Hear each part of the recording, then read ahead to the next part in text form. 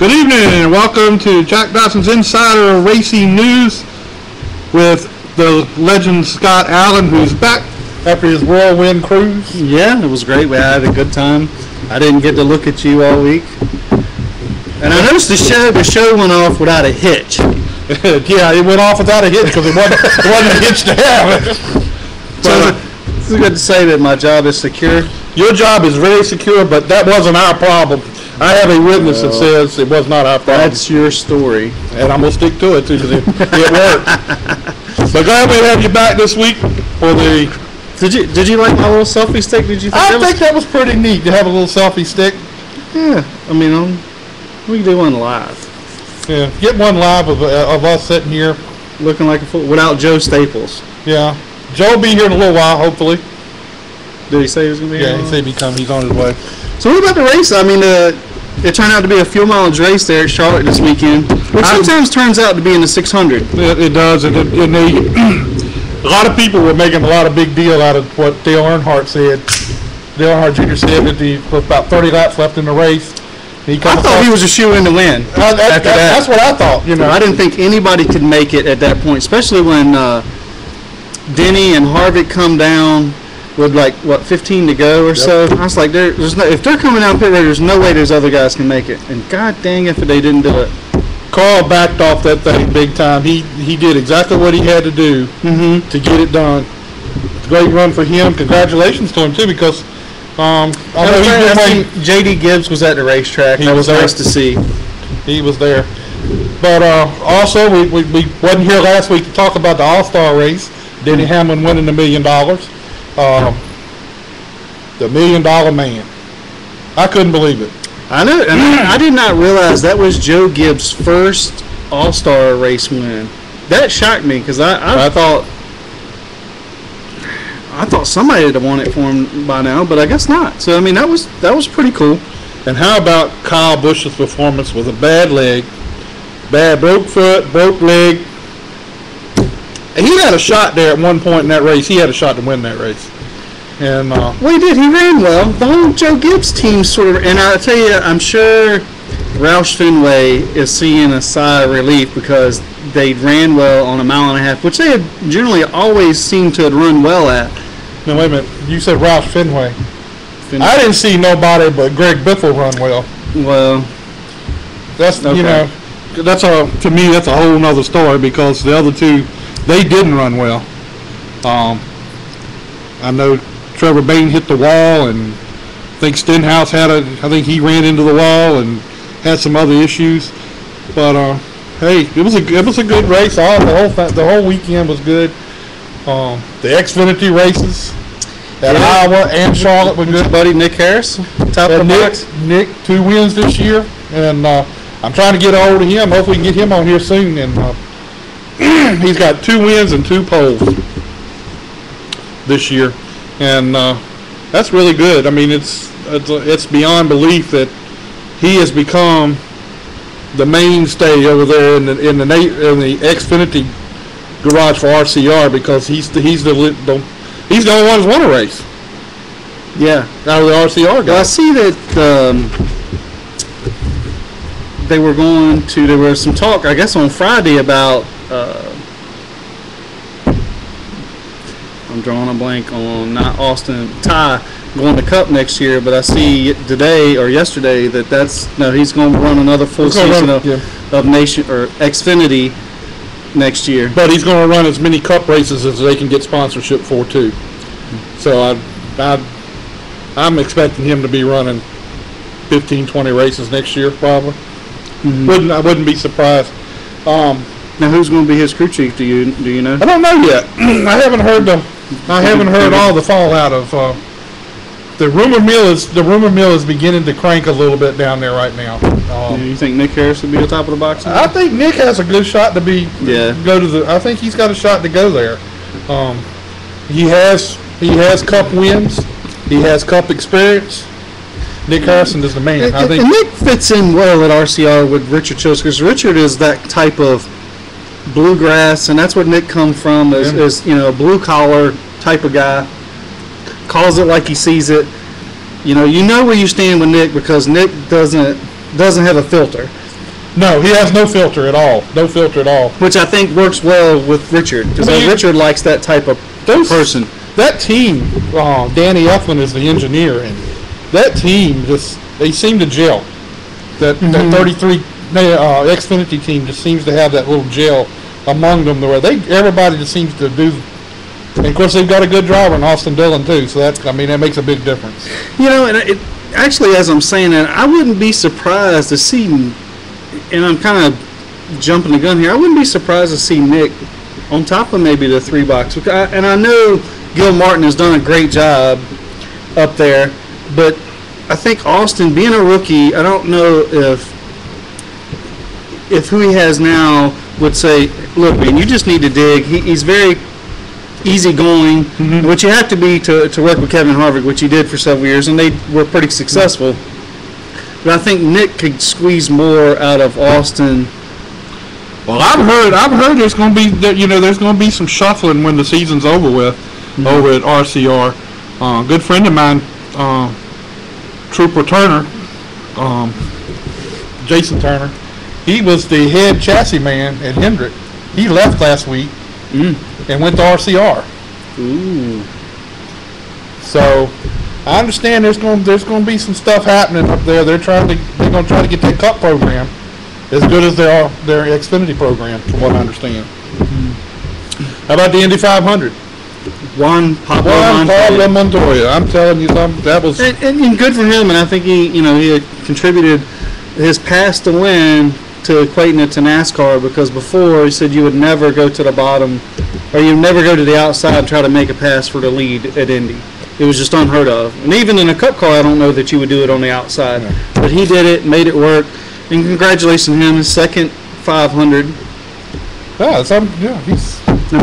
He's probably, I don't think anybody would disagree, he's probably the most rounded, best driver there is today. And I'm hearing through the grapevine, he may make a start this year. At Indy? They hadn't said where. Penske has said. I think there were some rumors about that last year. There was going to be a road race, though. And I think with the win at this time, the Indy 500, I think he's pretty much solidified that to the point. But, I mean, he's won Indy cars. Didn't he win an F1 race? Yes, he did. He's won a NASCAR race, and he has one race. I mean, I don't know of any other driver that could go into any of those 3 series and be successful in all. And I'm not really sure any of the NASCAR drivers could even become close to any of that. I mean, that's what I mean. I mean, even though those guys are tremendous talents in their own right where they're at, but I just don't see one of our guys going over there and performing as well as he has. And I know we're going to get into this in just a few minutes, well, in a little bit, but the Hall of Fame vote. I am extremely excited about that. You know what? I think we should take all the credit. I'm not going to take all the credit. I'm not going to take all the credit, but we tried. I think it was, we had her on another show, and then we went down and did our show there, and I've talked with and thanked her for inviting us down there to do the show. Yes, it was really something spectacular. And then sat there Wednesday night. I couldn't wait. I've sat there all night just waiting for the. I want to ask her when she gets on the show, when does she find out? I mean, when did they tell her? Did she find out like everybody else did, or did she know a little I'm not really sure. I'm not really sure, but I'm thinking they found out the same time everybody else did. But I was sitting there. I agree with Bruton Smith. Bruton's done a lot for the sport. He's done a lot for the sport. He's developed the sport.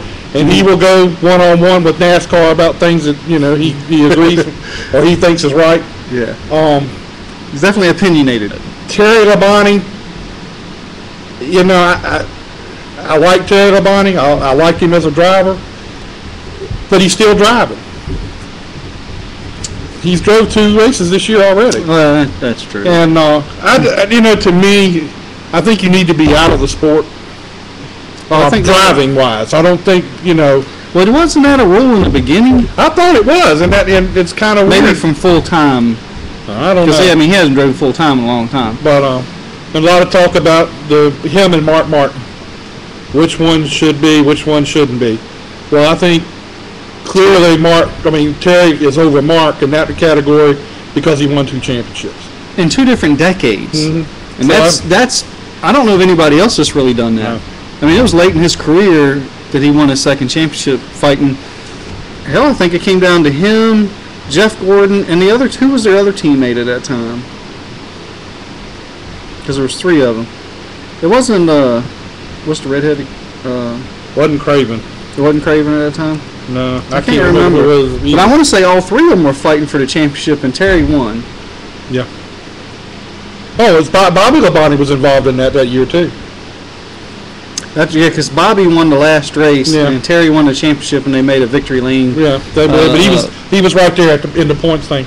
Bobby Isaac, who was definitely deserves to be. I think he definitely deserves. He's one of those. I don't know how you say. That was before my time. Did you ever watch him race? I watched him race. I saw him race. I see where that went. Okay, I see exactly where that went. I didn't catch it, but I did see him win. I saw him on TV. I knew about him on TV. I thought that was on the radio. Anyway, but he was just one of those.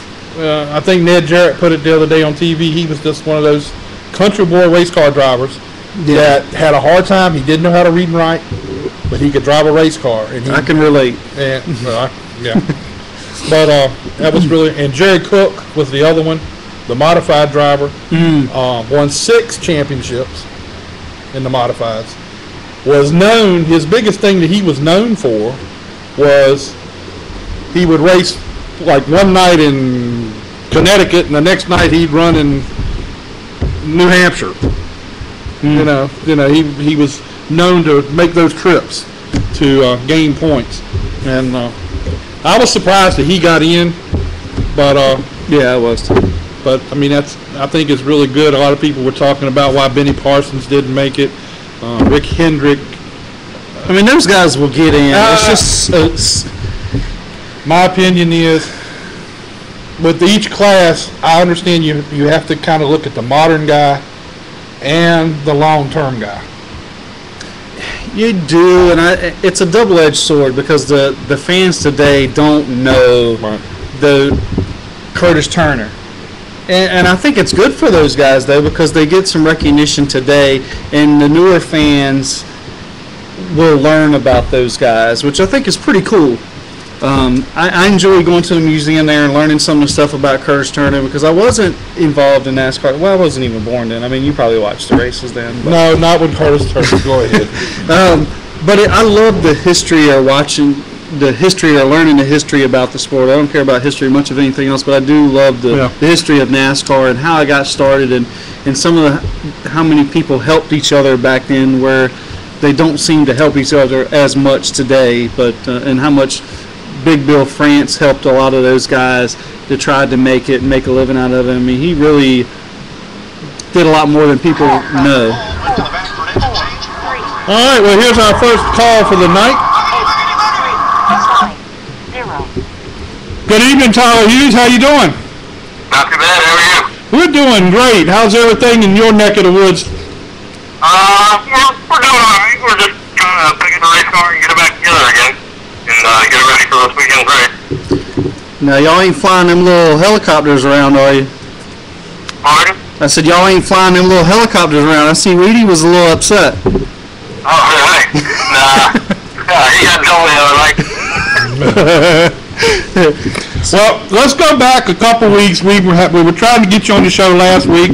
We're sorry about that. That wasn't our problem, but it was Ustream's problem. But that's what they're saying. But anyway, go back to that first win the other night at Langley. I tell you what, you put on a show. Thank you very much. Yeah, it was pretty exciting to try and hold Greg off, especially on the top side. And I really didn't want it to be any other way, to get my first win at Langley. So to hold Greg off for a win like that was pretty special, and I'm glad it turned out the way it did, and we came out on top. So, what was it like to win your first? I know it was a year before last, you tried some late model stuff, and you were sort of questioning yourself. So how good a feeling was it after you in a short period of time to get your first win this year, you've got some good equipment this year to say, I can do this. And I mean, and you beat the guy to beat at Langley Speedway. It felt really special, not only for me, but for the whole race team and Paul, because Paul's never had a win in a late model stock car. And the way we ran at Southern National, we just really didn't have the equipment to compete. And Paul provided that for me, and really for my whole race team. And, you know, it's very special. And it's a very great opportunity that I got, and I couldn't be more thankful for it. What made you decide upon Langley Speedway? I know you're from up in Delaware somewhere, but what made you decide on Langley Speedway? We're actually from the eastern shore of Maryland. We're about probably half an hour off the base, northern Dave Ridge. And we were planning on running the Dirty Dozen until we found out that they were discontinuing the Dirty Dozen. Then our other thought was just run Motor Mile, but Motor Mile really didn't have enough races for us to get where we wanted to be. So our next best choice was Langley, and off of that kind of helped out with a K&N car and a few times for the first race in that. So, and Langley, they have, you know, they have, I think, 12 races on the schedule and 22 total races between all the twins. And that actually would kind of help us out for NASCAR points to try and get us up in the, hopefully, the top 50 this year. Are you planning on running other places other than Langley later on in the year, or what is your schedule going to be? I know you said you got a K&N car. Right. Yeah. Well, right now in the late model, we're really focused on running Langley and trying to win the championship there. Obviously, we're coming from a deficit from our wreck a couple weeks ago. We plan on running maybe Martinsville or Myrtle Beach at the end of the year. The K&N car is being put together for Langley and Richmond at the moment.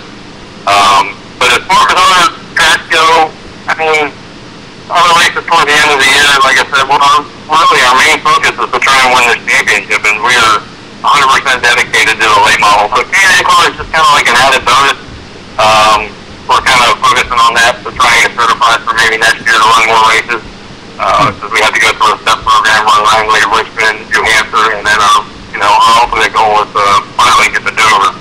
We were actually hoping to do that this year, but it looks like we're not going to be able to with the way the K&N program has to go and the way the schedule is set up. So, I mean, you probably know, you've already sort of made you a name for yourself at Langley Speedway. I mean, when I went over and talked to Greg's crew the other week, I said, who's your competition? Because I kind of figured, I mean, Greg's kind of had everybody kind of covered the last couple of years, and he pointed over at you, and he's like, you know, I mean, Tyler's fast. He's been fast this whole season. So, I mean, that's got to feel real good to know that they're taking you serious.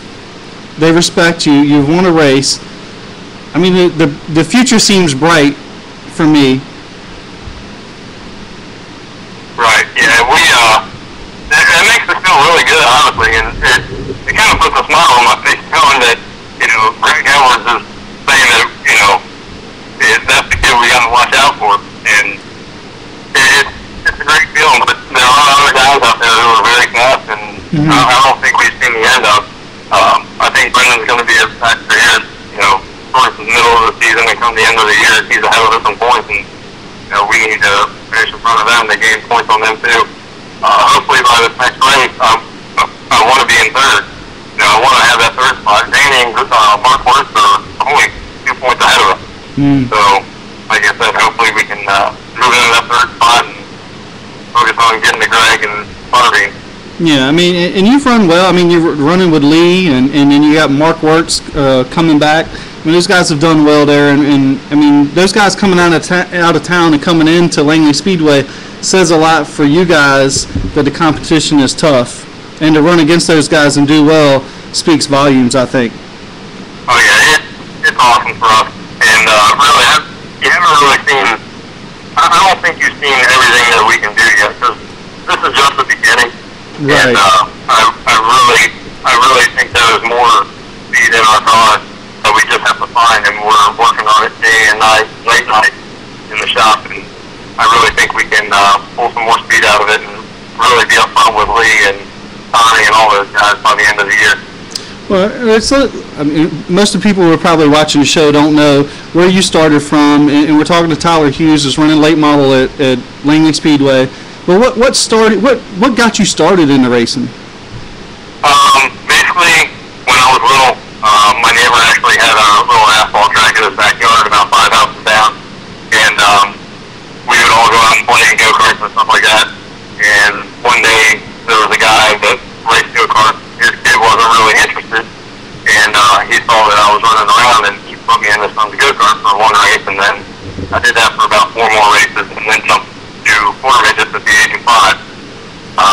And then eventually I moved up to a 600cc modified light on dirt in Delaware, and ran that for 3 years. And then we moved to legend cars at the age of 13 in 2010. And from there I just moved on to the late model in 2000, I think it was 2012. Yeah, 2012, if I can remember right. Now, you ran some arena racing too, right? Correct. Yeah, he learned that. And Tyler, don't even try to tell me you learned anything from Scott. I know better now. He learned what not to do. Right. Yeah, Scott was always fun to race with. I'll admit that. He was fun to race with. Yeah. As long as you don't bother him, you in good shape. I'm telling you. He will turn around and go the opposite direction to catch you if he has to. Right. That's the truth. How much did running the Legends cars help you with late model, or did any of it? Do you learn a lot of car control with those things? Because those things seem to be very squirrely. Yeah, it's a real short wheelbase and real high horsepower for the weight. They are very touchy cars. And you do learn a lot of, I think you learn a lot of throttle control and with them. So, I mean, they helped me a lot, especially racing those in Old Dominion for years, and then finally making the jump to a late model. And then, I had some experience at Langley in a legend car. Red Causey had basically taught me how to get around that race stuff. And, I had taken what I had known from running the legend car there in 2010. And transferring it over to the late model. And I knew that I was going in with a brand new car, different type of car, and brand new pavement. So I really didn't know what to expect, but I kind of just went off the basics of, the line and what Red had taught me. And made it work, and then everything seemed to basically do the same, transferred over to that late model. So what's different in your program this year from what you got a couple of years ago?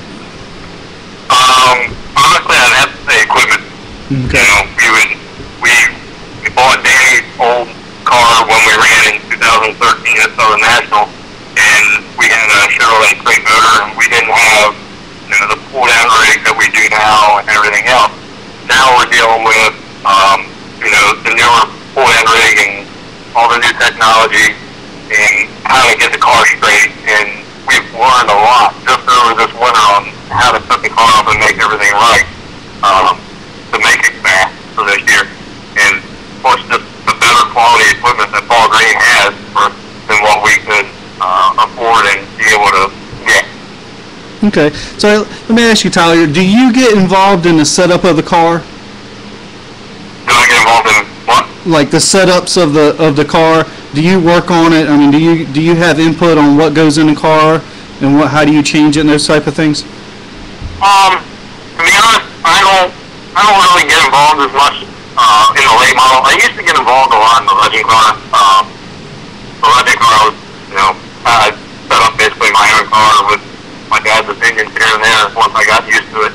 For the legend car, the late model, I kind of sat back and I let Paul and my dad, do their thing and let them make their opinions and their adjustments to the car. And Paul's really gotten used to the feedback that I give him of what the car is doing and make adjustments. I pretty much have a basic idea of know what they're doing to the car and what it's going to react like.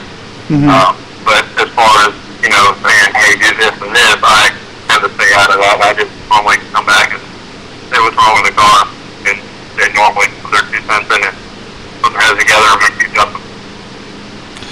Well, who is your crew chief and who all you have working for you there with your team? To be honest, Paul is more considered a car chief in the car owner, and then my dad considers him, I guess, the crew chief. I have Frank Duncan as a spotter, and then we have a couple guys, Mike Waddell, Chuck Wall, basically guys from around our area that, want to come in and pitch in and help. We got Tom Vercoen coming to help us and doing our tires for us. So it's really all a team effort. We wouldn't be able to do this with just me and my dad and Paul. But we got guys over here, at least 2 guys a night, helping my dad and I out on the race car and getting it straight, turning wrenches and stuff like that all week long, getting the car ready. So now you done won the big race. You won a big race. Where do you see yourself in maybe 4 or 5 years from now? What would you like to be? 4 or 5 years. I can't even. Sprint Cup champion. Honestly, in 4 or 5 years, I'd like to see myself at least full time in the Canyon car. It's not a truck, but obviously everyone has their dreams, but right now we're just kind of taking it step by step and living in the moment while we have it. That's so you never know when tomorrow might be your last opportunity.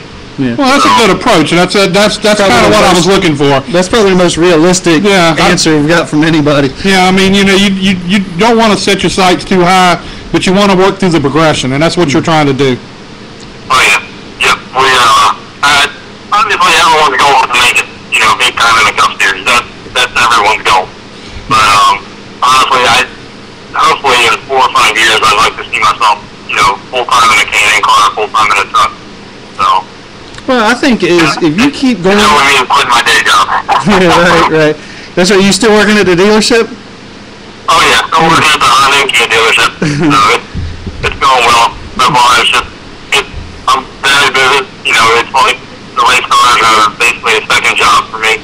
You work all day, you come home, you just walk straight down the shop and work till 10:30, 11 o'clock at night, and go to sleep and wake up and do it all over again.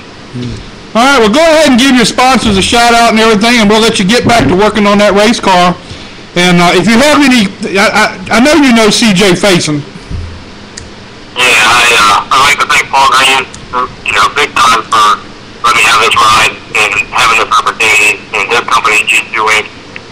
There's some racing product, and that's really about it. Everyone who helps support me and everyone who helps and comes every week just to turn wrenches and watch us succeed and be a part of what we have going on.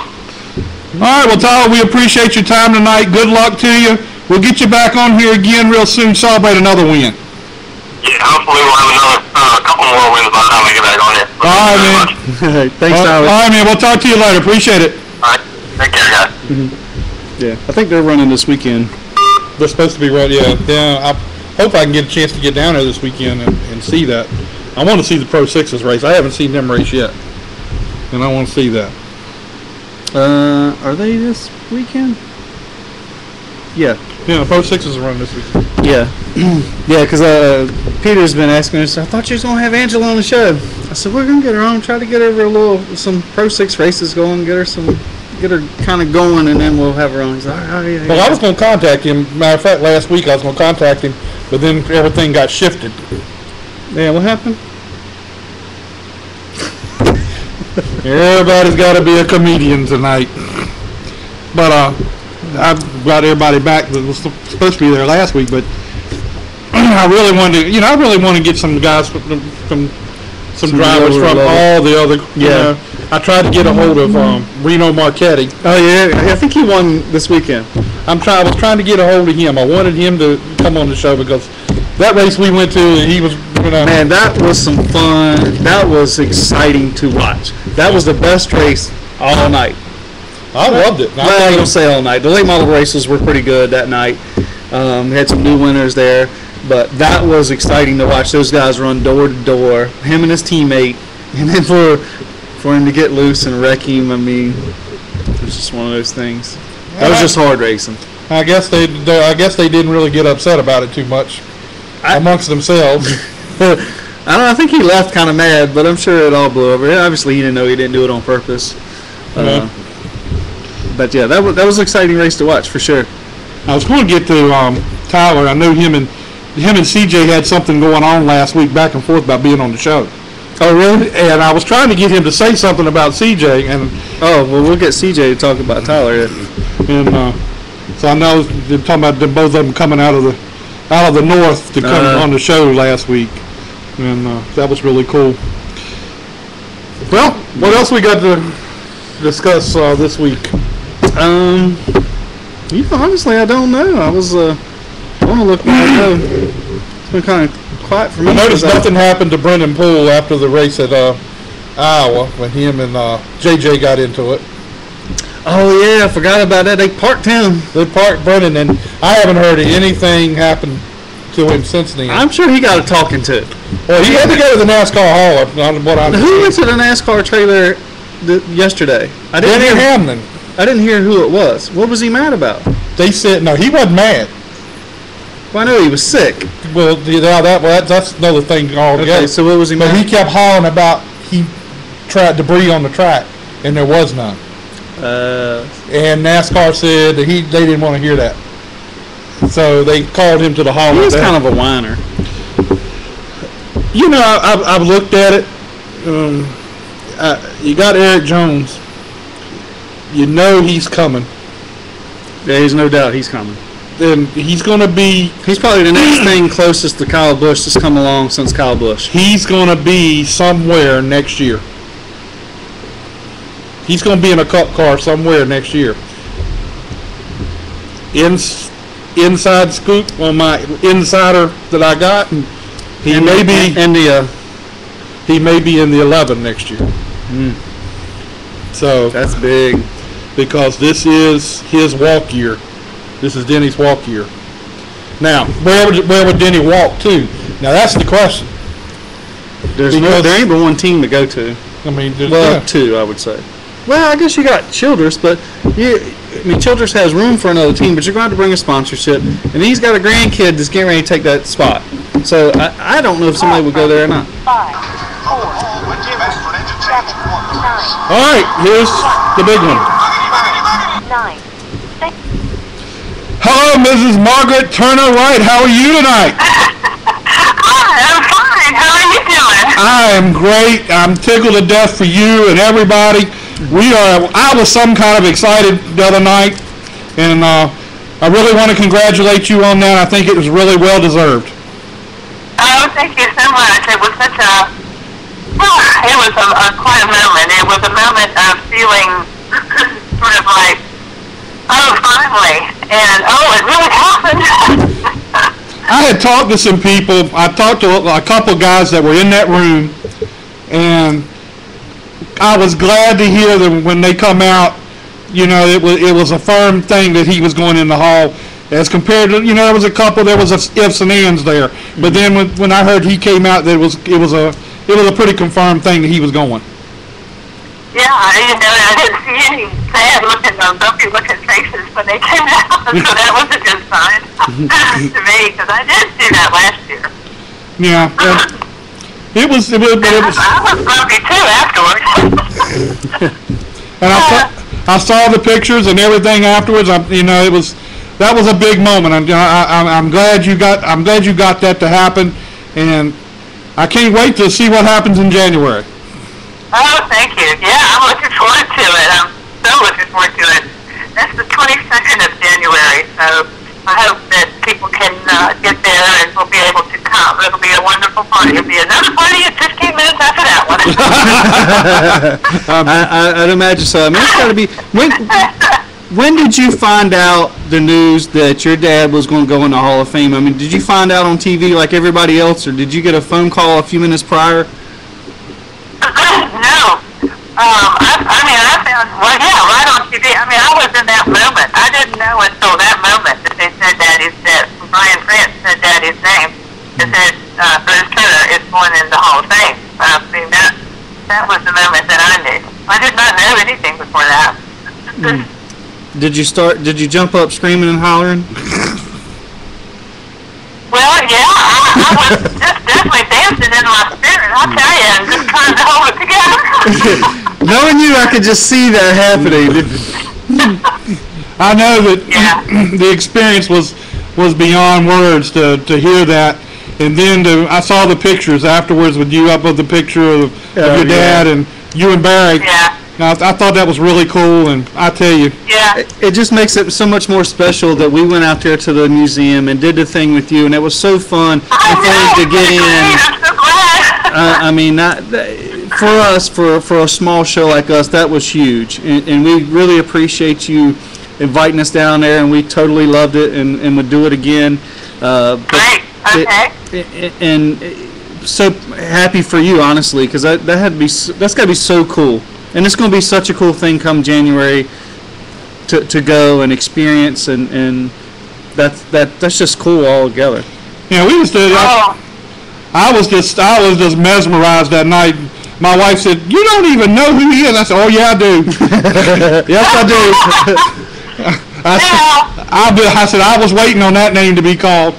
So, but how was?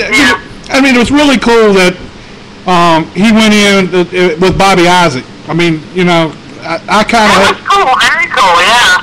I always had a thing, you know, for Bobby Isaac. I thought he was one of the. Well, I guess he's one of the earliest guys that I can remember that I used to watch a little bit. But I mean, that was really a fantastic thing to see him go in. Yeah, that was really neat. I think it was a very good choices. I really do, all the way around. So I think it's really cool. And Harold Brasington, you know, going in. Yeah, I heard that. I know, that's pretty interesting because, you know, he had a lot to do also with the design of the Charlotte Motor Speedway, too. Right, yeah. Well, you know, it was kind of interesting that Bruton got in there and, you know, he has his ties. Your dad got in, he has his ties to Charlotte. And Brasington and his ties. It's really cool that all three of them go in at the same time. At the same time, I yeah. thought so, too. I thought it was hilarious. I thought it was perfect. Very, very perfect. You know, just very appropriate. Yeah, it's kind of fitting. Yeah. Yeah, very fitting. Yeah, and I don't think a lot of people know that, you know, your dad and them had something to do with Charlotte Motor Speedway. So I'm sure this will sort of rekindle that, and people will learn those things, especially for the newer fans in the sport today, because they don't know all the Curtis Turners, I mean, everybody knows Richard Petty, but all the guys that came before them, like your dad and so forth. Absolutely. Well, exactly. That's exactly right, and that's why I was hoping. You know, that's why I've been working so hard to get the information out. I wanted people to know what Daddy's contributions were in NASCAR and racing, and I think he was very inspirational with a lot of things that he did, and especially against so many odds that he had. And you know, those were different days. Those were days people pulled themselves up by the bootstraps and all that sort of thing. Yeah, and I mean, you know, one of the things that he said was that, you know, he made his living in the timber, but he paid it in his cars, drove it in his cars. That was pretty. Yeah, he loved it. He loved doing both. I mean, each one was a different passion, and he would retreat quite often into the trees, you know, the woods and the forests and everything. And his grandfather, my grandfather, taught him everything about the trees, and so he learned how to become a great estimator of timber that would be cut even from the air. So he knew a lot about the timber business. Now, it was really cool to see you with Glenn Wood, that, you know, in one of the pictures that I saw. Yeah. That was really cool. I mean, you know, it's great to see the people from that area, how they stick up and stand for each other and try to help each other along to get into the hall. I thought that was really cool. Oh, it was beautiful. It was so beautiful. I love the Wood family. They're just such good people, and it's like you really are a part of the family when you feel like you're with them. You just feel like you're one. You know, you're right there. You're one with them, and they are beautiful people. And so it was really special that they would, you know, be as interested and take the stand and all for Daddy, and they were very pleased as well. So it was really neat for us to all be so happy about it. You know. Well, have you heard from Sybil Scott and any of those? I know they were very much behind you all trying to get Curtis in the hall too. Yeah, I saw Sybil. She came up afterwards, and we talked, and she was real sweet, real happy, and just delightful. And the Wood family was very kind in congratulating also, and saying, you know, that they would help me, you know, with anything I need. And so I felt very about everything. And I had lots of congratulations from different people and cards and phone calls and emails. I couldn't keep up with it all. I bet. Yeah, that's what I was going to say. I was wondering how many people contacted you to congratulate you. Probably people you haven't heard of in years or heard from in years. Yeah, a few people I hadn't heard from in years, but they had been keeping up with everything I've been doing, so that was great. Yeah, ever since we made the trip down there, of course, I knew about Curtis Turner for years because I heard it from my grandfather. And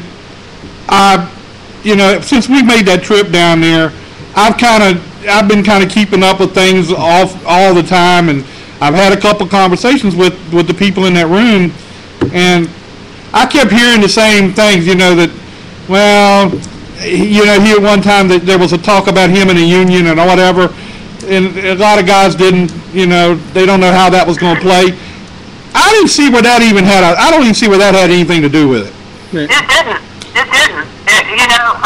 Sometimes things like that will kind of just spread and get bigger and can be based on something that's just very airy, it doesn't hold a lot of weight. And it was just rumors, really. It didn't have a darn thing to do with that. I mean, it was just great. It was really great the way the whole thing played out, I thought. Yeah, but I mean, those things were history of the sport. I mean, that's what happened in the sport, and that's what happened. That's what brought it to what it is today. So I mean, that's something to be proud of. It's not really something to. And I think it's he really fought hard to try to save the track and all that, but I'm just saying it wasn't any like bad feelings or anything with him and Bill France toward the end. There wasn't anything like that at all. So. Well, I just didn't see it, and I tell you, what he produced on the track and what he done for the sport was super outweighed anything, as far as I'm concerned, and that's what you should have been. That's what he should have been done. That's what he should have got in on anyway. Yeah. Right. Yeah. So now. So did you make it home the next day? Nobody knows what we're talking about. It must have been a party. No, it wasn't a party. It was definitely not a party. It was a party between us and the rain girl. We were stuck on all of a sudden our car just died in the middle of the road on 81. We were still an hour away from home, and my husband Barry just posted it gently over to the side of 81, which thank God he did a great job with that. Because those trucks and everything and tractor-trailer trucks were going by us like at, 75, 80 miles an hour or something, and, it was harrowing. It felt, we were there for about, 40 minutes maybe before tow truck came. And I was so grateful, but we thought maybe the battery had died. It turns out that the alternator died too, so. Yeah, I could tell when you and I were talking back and forth that day. It was going to be a long day for you. It looked like it was. Yeah, it was. Well, Margaret, we really appreciate you taking time to talk to our show tonight. I mean, it's really big for us, and we're really excited for you. We're excited for everybody that helped get him in there, and hopefully we can come down on January ourselves and be there to see it. Oh, wonderful! That'd be wonderful. That'd be great, and we'll definitely have a party. Definitely have a party, and another one 15 minutes later. So be sure to stay. All right. Well, we appreciate your time. Let you get back to whatever you were doing, and thank you a lot, and congratulations. Oh, thank you so much, you guys. See ya. All right. Bye-bye. Bye. And it was pretty cool. She's been working hard on that for years. Yeah. It's not something she started this year. I talked to one of the guys who wrote the book. Let's see, Pops. What is it? Pops in the Hall, Pops in the Timber. So I forget what it was. It's about him. Okay. And I talked with him one day last week, and he gave me some more insight into some other things, and there was a lot of stuff that a lot of people don't know, and and I'm it's deserved. I'm not saying it because he's a distant relative of mine, but I think it's just neat. I mean, I sit down the other night and I was I get into one of those reflective moods every now and then. I sat down the other night and I was thinking about my son getting into this sport. Mm-hmm. He has now worked with Terry Labonte, who's going in the Hall, Bill Elliott, who's in the Hall, Mm-hmm. Glenn Wood, Leonard Wood, In the Hall. And he's related to Curtis Turner. That will be in the Hall. That will be in the Hall. So, it's really cool that I can look back and say my son is part of that sport. Mm-hmm. And indirectly I am. I mean, indirectly I am. Well, I don't know about you, but Lee, yes. Indirectly, I mean, I think Lee will tell you in his heart of hearts that he probably would have never been in racing had it not been for me, because that's what I was doing. But at least making a name for himself, and he's very well respected. And I it's like I told him. I think he gets that from his mom. I knew you were going to do that. I just knew that was going to happen. Hey, wait a minute. Did you miss me while I was gone? You know I missed you. I texted you. Where'd you go? I didn't miss you last week. I'm surprised my phone didn't have 100 texts on it by the time I got back. Well, I'm going to tell you, last Tuesday night it almost did. It wasn't battered. I know, but I was going to make sure you knew when you got off that boat. I had nothing to do with it. I was thinking about it all the way home that night. I got to do this. I was thought about paying for some minutes so I could see the show, but I'm glad I didn't. Yeah, I'm glad you didn't too, because that would have been a hurting thing. I'm not sure I'd have paid for that. But no, it was it's just really cool for everything that happened, and I'm glad you got to get away and have a good time. And I think it's Joe Staples' fault. It's Joe. Well, I mean, he's the only one not here. Yeah, so it's gotta be his fault. You notice it's running good tonight, and he's not here. And he's like the common denominator is him. And I don't know where he is. He's supposed to. He's ignoring you. Yeah, I really think he is. Maybe he really don't like you. Well, I wish he said something. Last week we looked like we was kind of friendly. So how was the races this past weekend out at Langley? It was good. The modified race. Oh man, I keep drawing a blank. Brand new car, and it looked like on the first corner. He's on the outside, and the car just come up, and he clipped it like this, went up on two wheels. Brand new car. I think he had 48 grand in the thing, and it's destroyed. I mean, it's definitely gonna need a new snout. I'm drawing a blank on Hobbytown car, modified. I mean, it tore up and didn't even. I mean, they didn't even make. He didn't make 100 yards. They took the green flag, went into turn one, and he was in the fence. When it was in his first modified race? No. He's been running modified for a while. Oh, okay. He's been out there for a while. I'm drawing a blank on his name. He's from Ocean View. His dad had a big auto repair shop out there for a long time. I'm drawing a blank. And man, I looked over and I just seen it up on two wheels and smashed the wall, and two cars piled in behind them. Like, oh man, that was a brand new car. I think they ran it this year. They built it all in the winter, and man, that's tough. And then there was a video I seen earlier today on Facebook, and it showed from the car that he clipped, but it looked like that car went down and then shoved up all of a sudden, and he just come across and caught it like this and jumped the right front of the other car with his left front and got up on two wheels, and it was going over and then turned to the wall, and it just, wow, that was terrible. The can't even say it. The Wing Champ race was a good race. The Leach boys and the Bill Mullis team there are dominating. Those guys get hooked up and they just leave the field, and everybody else was racing behind them. And if they would just stay in line and stay together, they'd have chased them down. One guy got loose in front of the pack and they fell off, and those guys just pulled away and pretty much had it unless a caution came out. Madison ended up fourth. She sat on the outside pole. what's his name, Langley? I'm drawing a blank. I'm terrible with names. PR. Crittenden. Von Crittenden finished third. Him and Madison hooked up together, and they rode third and fourth and finished. The rest of them were just back there racing. There was a couple incidents, and Charlie Ray was real funny because Charlie Ray, they come up with a few laps to go and come up on a lap car. And he picked up a lap car and got a couple of spots and went across, and we got to start-finish line. He let the lap car go, went off. Of course, he was DQ'd. Well, he wasn't DQ'd. He was punished the race before. He was leading in the second-place car. Vaughn picked up a lap car and tried to pass him, and Charlie Ray running up close to the wall and got penalized, the last car on the lead lap for aggressive driving.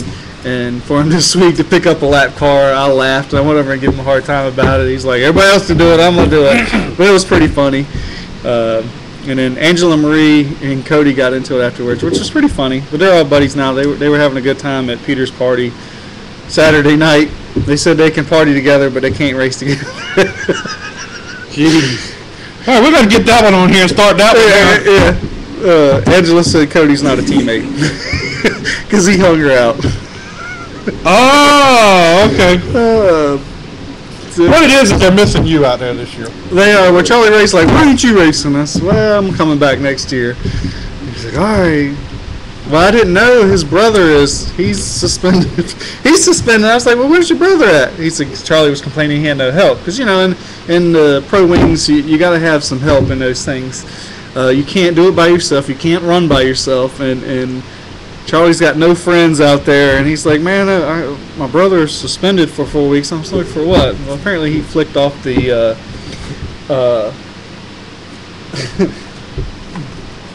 flag man? No, what's the fan choice camera. Oh. Needless to say, that didn't go over real well. No, that didn't, I'm sure. And so he's got 3 more races, and his card's pretty fast. I started to ask Charlie if he wanted me to just fill in for him while he was gone, but my wife may not be real happy with that when I told her I was taking the summer off. Yeah, that would probably be a good idea not to. Yeah. I mean, you've already scored points by going on a cruise.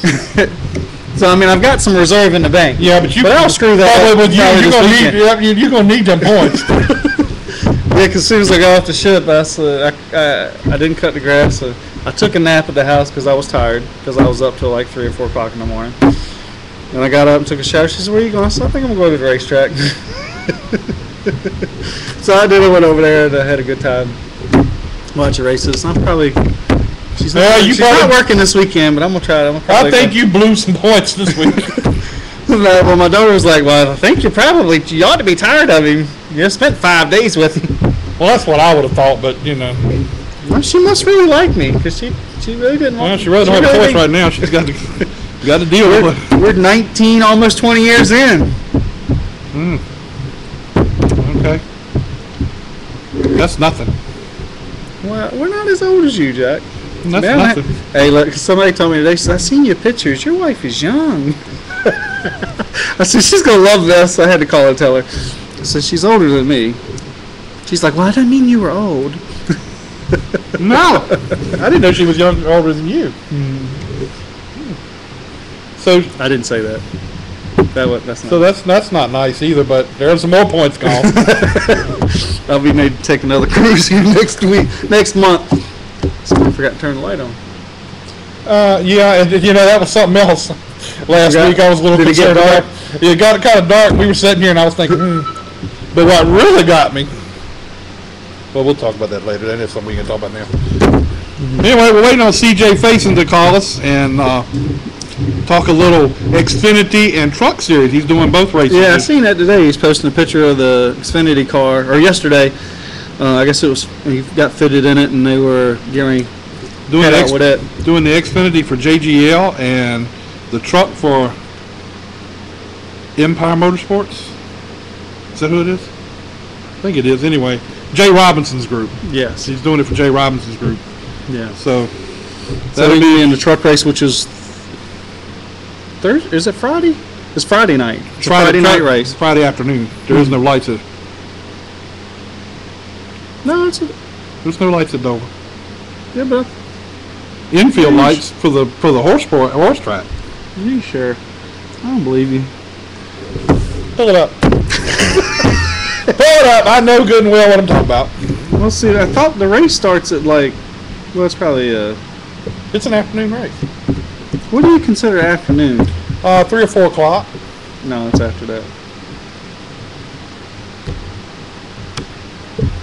Well, I guess I'm gonna, get tried. You're gonna be wrong again. Just like at home. Yeah, that's pretty true there. Pretty true there. What did you? 5:30. 5:30. Still an afternoon race. It's later in the afternoon, I thought. No, that's at least an evening to me. And when is the K&N? Is the K&N's up there? No, that's the fall, I think. That's fall there after the fall? I think. Yeah, because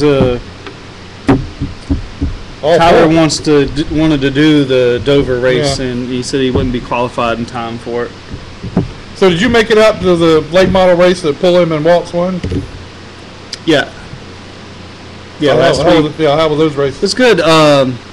Actually, I thought Lee had him kind of covered. He won the first race, and then Matt and them, they went to work on their car. And I asked his brother up in the spotter stand, well, not the spotter stand, but the little spotter stand inside the middle of the racetrack where you can watch the race. And I said, y'all get that car fixed? He's like, I don't know. And he was just, he could keep pace with him, but he was just lacking a couple hundredths off of Lee. But I don't know if Lee was just sort of riding, keeping a couple car length buffer between him and Matt. Throughout the run on the first race, but he put it on him the second race. He pretty much had him covered, and maybe Lee probably burned his tires up a little bit in the first race. And actually, Greg didn't do that well. I was that really shocked me. I think he was 5th or 6th. Tyler, I think, ran 3rd in the second race. Yeah, I think he did. And I think he was 5th. And I tell you, Butterbean was doing well. He was actually catching Matt and was about to pass him, and then fell back to like 5th, and was racing Greg with like 10 to go for 5th, and he really wanted to finish in front of Greg because they were the two leading with the military on their car. I can't remember which one had which on the car, and then wanted to win that, and he ended up falling off. But the tire just like he was showing me a picture of the right rear. It looked like it just like blistered, and he just said it was just a bad tire. I'm like, I don't know how he held on to it. So then he couldn't put a new tire on, so he had to put a practice tire that they had, which he said it was a scuff. But when you put one tire on, the car is not going to handle putting like a whole set on, because this one's going to work a little better. But I'm telling you, Butterbean had something for him that first race if it wasn't for that tire. He has impressed me. And I didn't know. But a little enough. And I mean, those guys don't have a lot of stuff. And I respect the kid. I talked to him for a while, talked to Matt for a while. And they both loved coming on the show. And he said anytime they would love to come back. But Butterbean, he works on his own stuff. He's mindful of what the car costs because he knows if he tears it up, he can't race. So he has to take care of the car. So I respect the kid for that. And he's a fun kid. And he is just a kid. And he seems to, he's gaining momentum, and he doesn't have the resources all those other guys have. Call from 3023 On the ball, went to the back for an engine change for the race. 5 1. Say and. Hello, CJ Faison. How you doing? Doing good. How are you, sir? I'm doing great. Joining us now on the show is CJ Faison. And man, you've got a lot going on this weekend. Man, you're not kidding at all.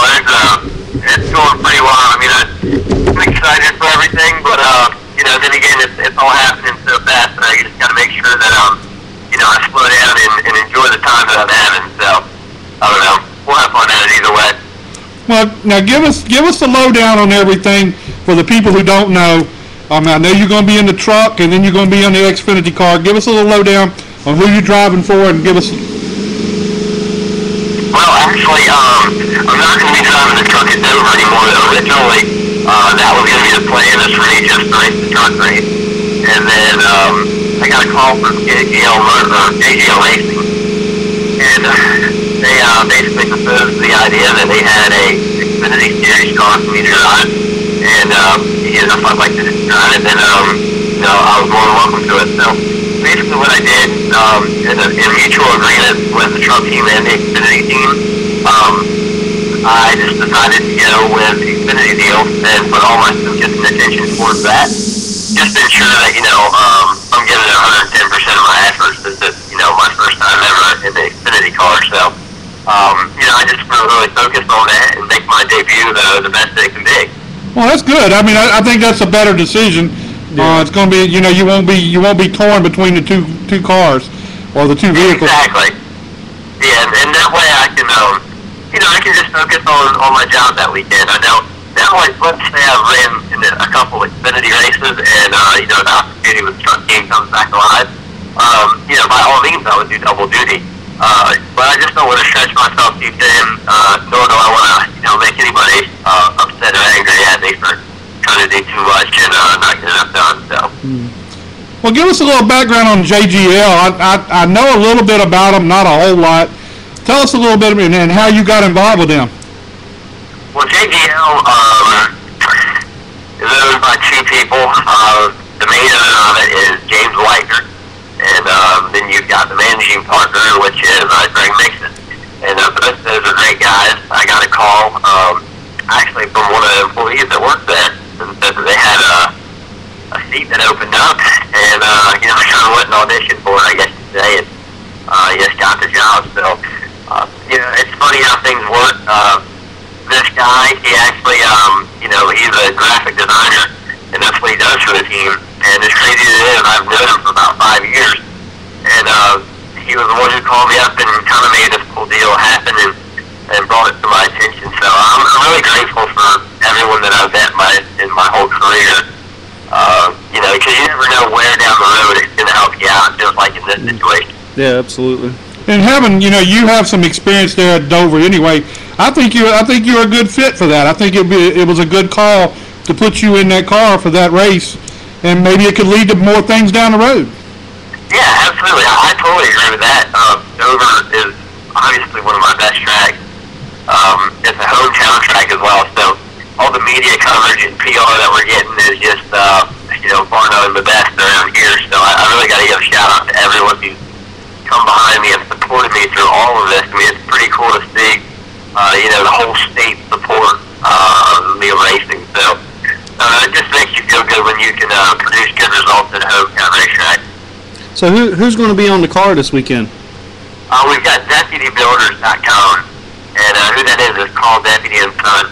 They're a big building company up here in the Delaware region, and they've always been supportive of my racing career, and I've always stuck behind me. And when this opportunity came forth, they wanted to definitely be a part of it. So here they are another year, about 6 years in a row now that they've been helping us out. So we really appreciate that. Now, you were kind of not into racing as much last. Didn't you do a lot of dirt racing last year? And yeah, actually, last year I kind of took a year off from the whole NASCAR scene. I didn't race one single NASCAR race at all, and I kind of just took the year to reflect on what direction I wanted to take my career. And I've always been an avid dirt racer. I mean, that's just my passion, and what I've always known, and what I always do. So I dirt raced a little bit, and I actually started my own team. And from that point on, I thought, I was like, hey, I'm fine with just racing on Saturday nights and going dirt tracking and, living the dream pretty much. And then I got this phone call and kind of reignited the spark there. And, we never give up as race car drivers, but, if you can't race in NASCAR full time, then obviously I'm going to be looking for, something else to keep my time occupied, but in racing. so where were you racing on the dirt at? What track were you at?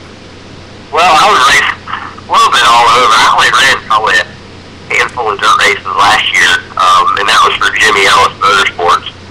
and that was actually dirt modified. And we would run Georgetown. We ran Bridgeport a couple of times. We didn't really run too many places, but like I said, I spent most last year buying equipment for my dirt team and getting the shop and just kind of piecing the organization together. We were actually going to go into full swing this year with the whole dirt deal, but hey, if this Xfinity deal kind of pans out something more than I'm expecting, then obviously I'm going to go with that. Now you were doing some promoting last year too, right? You did a couple of fights or something there. I mean, that's pretty cool.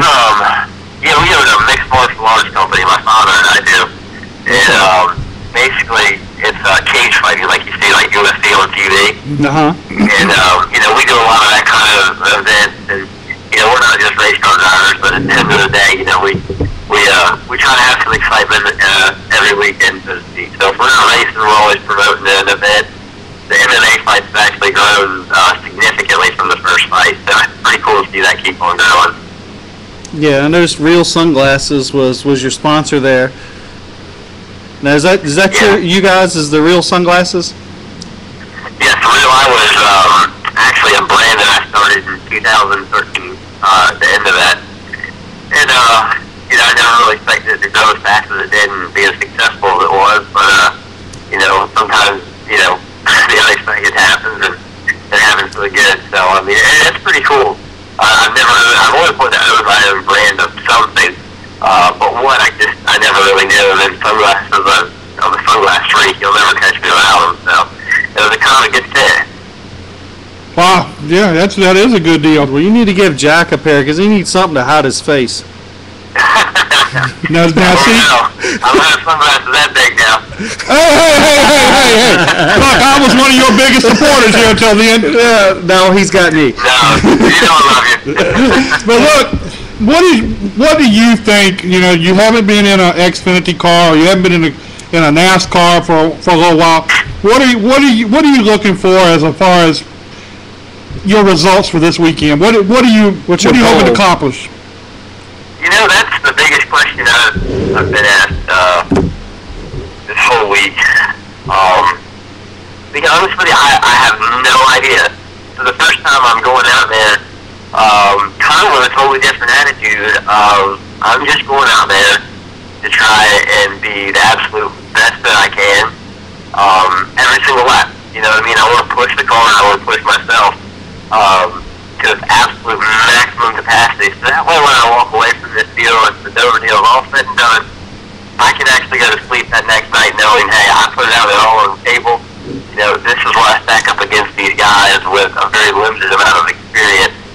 So I really don't know what to expect. I mean, I don't know if I'm going to be out there dead last, and I don't know if I'm going to be out there in the top 5. I couldn't really put a pinpoint or finger on it. I guess we just have to see how practice goes on Friday. So is the car in on points, or is that something you're going to have to qualify in, or what? I do believe we have to. Well, no, I don't think we have to qualify in. I think there is 1 or 2 cars that we have to beat. I'm not really going to be too worried about that. I know we can beat 1 or 2 cars in. Yeah, but I would hope so, at least. I'll say hi to the wrong guy for the job. Like I said, I don't know what to really expect. I'm just I'm hoping for a good, solid finish, and hopefully just put on a good show for everybody here in Delaware and everyone watching across the United States on TV. I really want to help get my name out there, and I think this is a good situation and a good starting point for sure. So how does it normally work? Like you'll run for this team this weekend, and after the race, if things go well as you would like, is there some further talks to go on with talking about more races?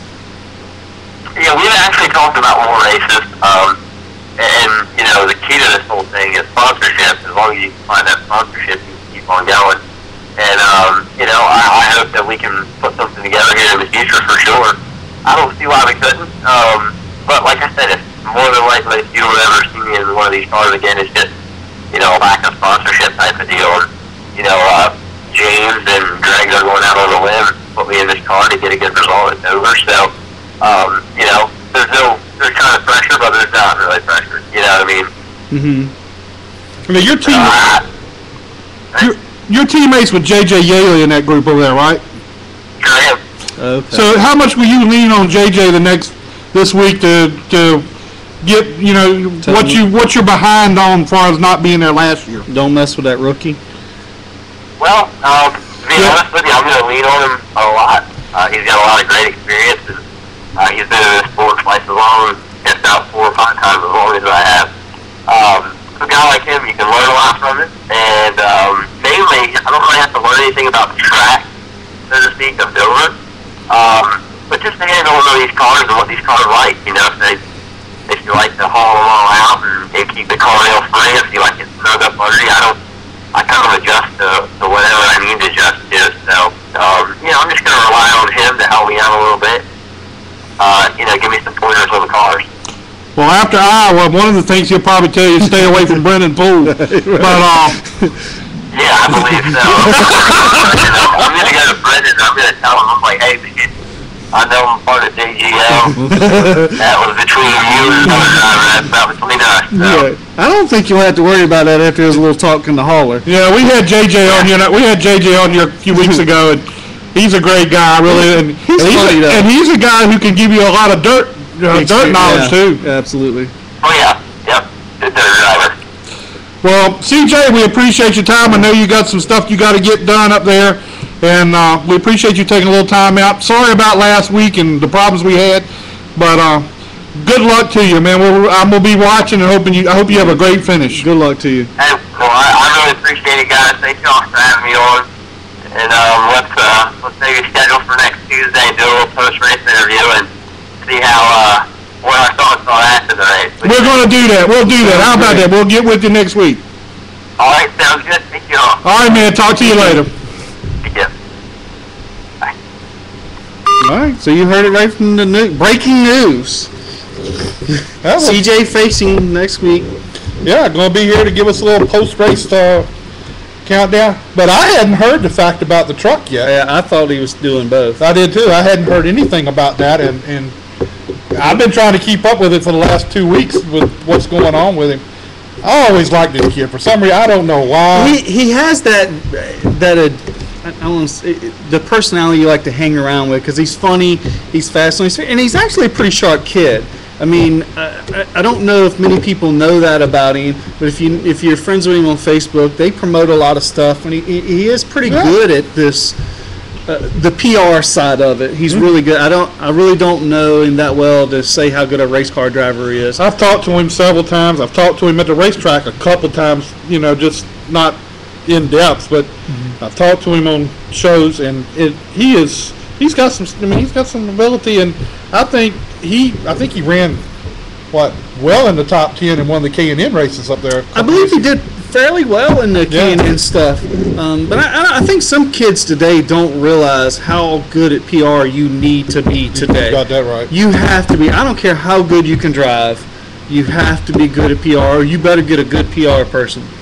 I mean, winning races at those local short track is not going to get you anywhere if you don't have good sponsors and good media presence. You have to. You just have to today. Well, that's our show for this week. I'm glad we got it on this time. Scott's back, so we got it to working again. Yeah, I'm sure Joe Staples is not here, so we were able to get it done. Thanks for being with us. Next week, we're already here. We're going to have CJ Faison back with us again next week. And hopefully I'll have a special guest coming on next week that's going to be really fun. It'll be really interesting to hear. So we'll see you next week.